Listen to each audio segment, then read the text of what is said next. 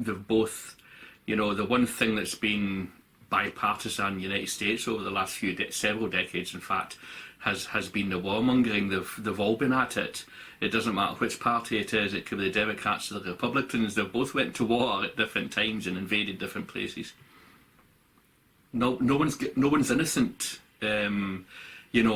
amongst the political elite or the political establishment in the United States.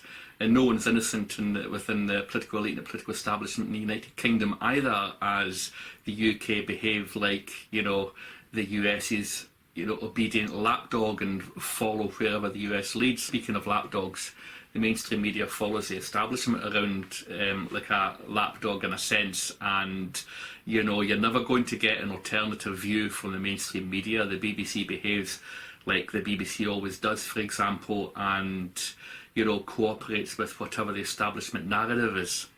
And the same goes, I'm not picking on the BBC adversely, the same goes for other news channels in the UK. But when it comes to war, when it comes to warmongering, and when it comes to going around invading where they shouldn't, when it comes to creating false flags and using those as justification for starting wars, neither party and neither country has its hands clean in that respect, not by any stretch of the imagination. At some point, people are going to start realizing, the lies that we're getting told for so many years. The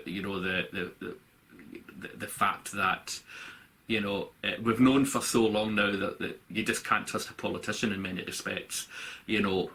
But it's gone to the point now where even that is serving the divide and conquer motive, for those who would have conflict in the world perpetually and forever and ever, amen, because it pays into their particular, if it's an ideology or whether it's just the fact that it pays them financially, for example, in a military-industrial complex.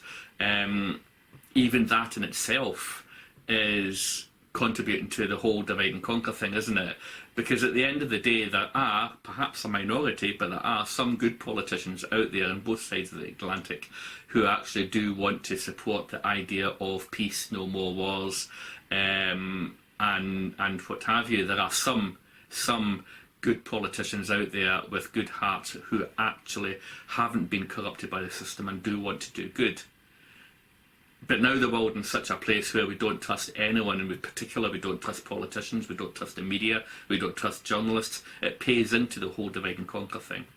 It means that, until we actually start identifying the people that we can trust and start supporting them, it means that, this whole thing is going to carry on in perpetuity. But what do you really think about it? Honestly, in your heart, do you really want all this polarisation to continue? Do you really want all this infighting to continue? You can't even agree within parties, never mind, across party divides. Do you really want this to continue, like politics is a new religion, like all this polarisation, like everybody fighting each other? Do you really want this to continue? I mean, I hope that your answer to that's no.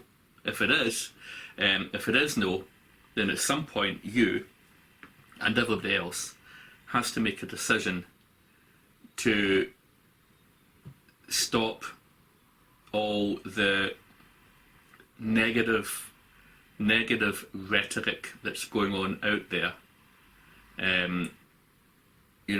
Whether doesn't, you just have to you just have to glance over the Twitter feed. Even me, I've been guilty of it a little. So I try to speak in a way that is bipartisan in a sense, and I try to speak in a way that is non-biased from one political perspective to another, and just say what I actually believe and truly believe from the heart, and not something that is just repeating the rhetoric of a particular party. So I support what it means actual truth to me, rather than what's parroted to me by one ideology or another.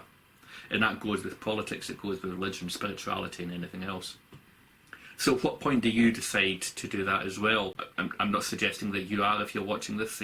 I don't know you probably, but if you are you going to continue with the sort of negative partisan divide rhetoric, with the name calling, and with all that bad stuff that just leads to more and more and more and more division? Or, are you going to stop all that, and are you going to start listening and talking? Because that choice is yours ultimately. No one else can say that for you. And what I have to say is, as the final thought, as long as we remain polarised and partisan and shouting and arguing, and negative and name calling, then we are literally doing the job for them of those who would divide and gain the endless cash flow that comes from all the conflict.